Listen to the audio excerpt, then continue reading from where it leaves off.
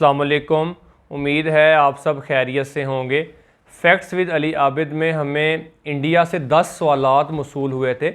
उसका पार्ट 1 जिसमें 3 सवालात के जवाबात कुरान और हदीस की रोशनी में हम पहले ही रिकॉर्ड कर चुके हैं और वो वीडियो अपलोड हो चुकी है। आज उसका पार्ट 2 हम रिकॉर्ड करेंगे जिसमें जो सवालात हमसे पूछे गए हैं वो हैं कि जुमा के दिन कब्रिस्तान जाना अफजल है या नहीं, मौत के वक़्त तकलीफ़ क्यों होती है, फिर सवाल है क्या मरने वाले को 40 दिन पहले मौत का पता चल जाता है, और उसके बाद सवाल है मरने के बाद मुर्दे को सवाब पहुंचाने वाले अमाल कौन कौन से हैं, और लास्ट क्वेश्चन है कि मैयत कब्र में इंतज़ार करती है कि उसके लिए दुआ करो और क्या वो उस पर खुश भी होती है। तो इंशाल्लाह हम इन सवालात के जवाबात कुरान और हदीस की रोशनी में देंगे।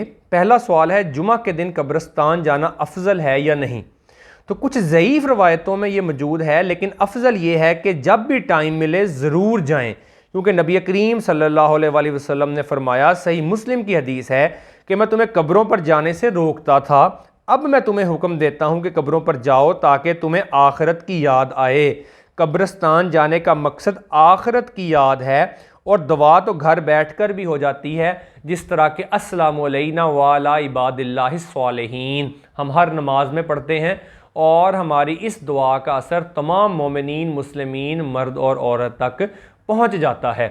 और औरतों और मर्दों दोनों को कब्रिस्तान जाना चाहिए ताकि दोनों को ही आखिरत की याद आए, खौफ आए और वो इस्तगफार कर सकें। उसके बाद सवाल है मौत के वक़्त तकलीफ़ क्यों होती है। तो कुरान पाक में अल्लाह पाक फरमाता है बिस्मिल्लाहिर्रहमानिर्रहीम, जब एक बंदा मरने के करीब होता है तो अगर तुम्हारे अंदर कोई ताकत है तो रूह दोबारा डाल लो ना अंदर, क्यों नहीं डाल लेते। दोबारा जब रूह हलक तक पहुंच जाती है और तुम उस वक़्त बैठे देख भी रहे होते हो और हम उस मरने वाले शख्स के तुमसे भी ज़्यादा करीब होते हैं। नहनु अक़रबु इलैहि मिनकुम वलाकिन ला तुबसिरून, और नहनु अक़रबु इलैहि मिन हब्ल वरीद, अल्लाह हमारे रगे जान से भी ज़्यादा हमारे करीब होता है। मौत के वक़्त इंसान को सब नज़र आ जाता है। अहले जन्नत को जन्नती फरिश्ते नज़र आते हैं और अहले जहन्नम के साथ फ़ौरन अज़ाब वाला मामला शुरू हो जाता है। बस अगर तुम किसी के पाबंदे हुक्म नहीं तो तुम सच्चे हो तो मरने वाले की रूह को वापस लौटा क्यों नहीं देते।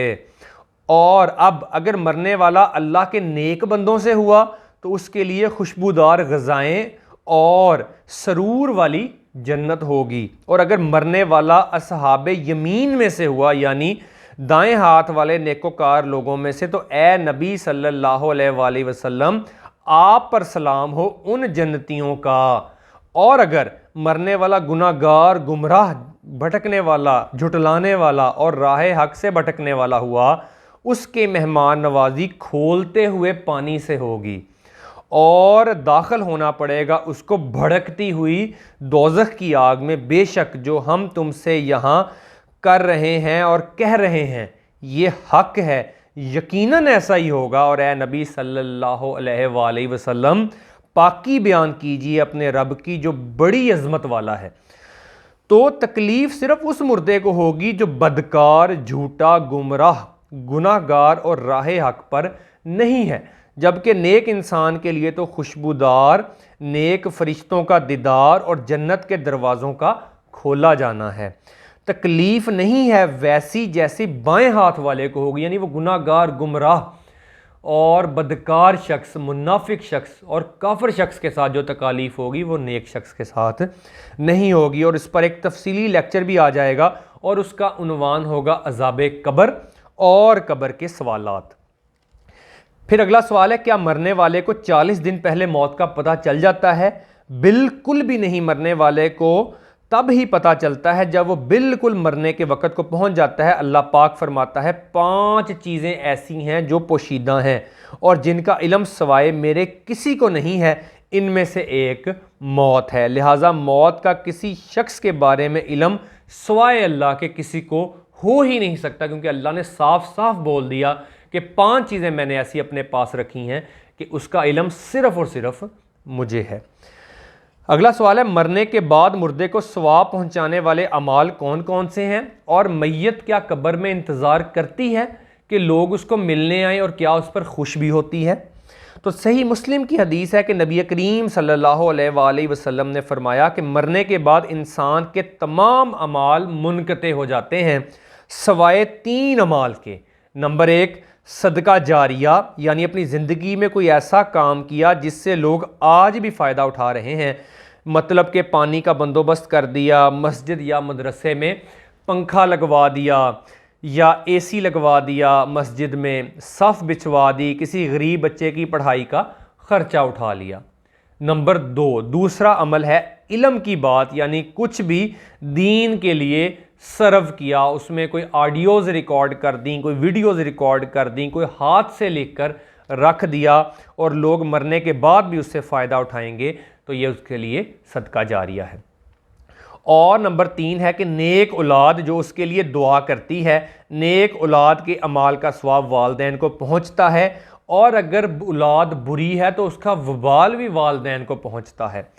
अगर तरबियत अच्छी की और औलाद बुरी निकली तो इसका खुमियाजा वालदैन को नहीं भुगतना पड़ेगा, लेकिन अगर तरबियत बुरी की तो इसका बोझ उन वालदैन को उठाना पड़ेगा।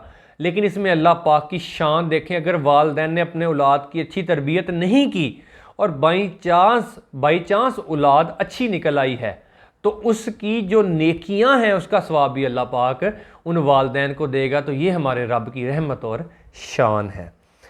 सुनन इब्ने माजा में हदीस है कि एक शख्स के मरने के बाद जब उसका दर्जा बुलंद किया जाता है तो वो कहता है कि ये किस वजह से हुआ, तो उसे बताया जाता है कि तेरी औलाद की तेरे लिए दुआए मगफरत करने की वजह से, कि अगर कोई शख्स मर गया और उसकी नेक औलाद है, उसने उसके लिए दुआ की, तो उस दुआ की बदौलत उस शख्स का वहाँ पे एक दर्जा बुलंद हो जाएगा।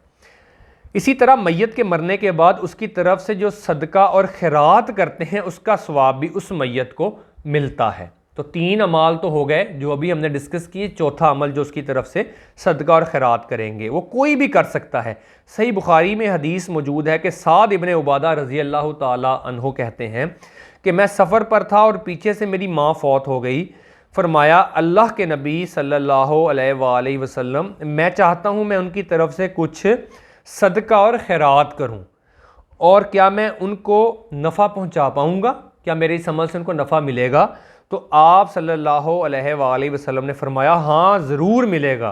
तो उन्होंने कहा, या रसूल अल्लाह, मैं एक कुआं खुदवाना चाहता हूँ। इस कुएं का नाम फिर उस वक़्त में उम्मे साद का कुआं मशहूर भी हुआ। आप सल्लल्लाहु अलैहि वसल्लम ने फरमाया, इसका नफ़ा तुम्हारी माँ को ज़रूर मिलेगा। इसी तरह हज बदल है जो कि मैयत का करवाया जाता है, यानी अगर उसने अपनी ज़िंदगी में हज नहीं किया, उसकी तरफ से मरने के बाद हज किया जा सकता है, उसकी औलाद और उसके करीबी रिश्तेदार हज कर सकते हैं। इसी तरह से सही बुखारी और मुस्लिम में हदीस है कि मन्नत के रोज़े भी मैयत की तरफ से रखे जा सकते हैं। रमज़ान के रोज़े नहीं रखे जा सकते हैं, मन्नत के रोज़े रखे जा सकते हैं अल्लाह पाक की रज़ा के लिए। तो ये वो अमाल हैं जो कोई शख्स जब मर जाएगा तो बाकी तमाम मामलात उसके दुनिया से मुनक़ते हो जाएंगे और सिर्फ यही सदका जारिया के उसके साथ तरीक़ाकार रह जाएंगे जिनसे हम उसको सदका जारिया पहुंचा सकते हैं। उम्मीद है आज के ये 6 सवालात जो हैं कुरान और हदीस की रोशनी में हमने इनके जवाबात दे दिए हैं। ये पार्ट 2 था उन सवालात का जो हमें इंडिया से मौसूल हुए थे। 3 सवालात के जवाबात हम पहले दे चुके हैं और 2 सवालात बाकी हैं। इंशाल्लाह पार्ट 3 में हम उनके जवाबात भी दे देंगे तो हमारा ये सिलसिला मुकम्मल हो जाएगा। उम्मीद है आज का ये लेक्चर हमें समझ आया होगा। इंशाल्लाह नेक्स्ट लेक्चर में हम मज़ीद सवालात के जवाबात के साथ हाज़िर होंगे। अस्सलाम वालेकुम।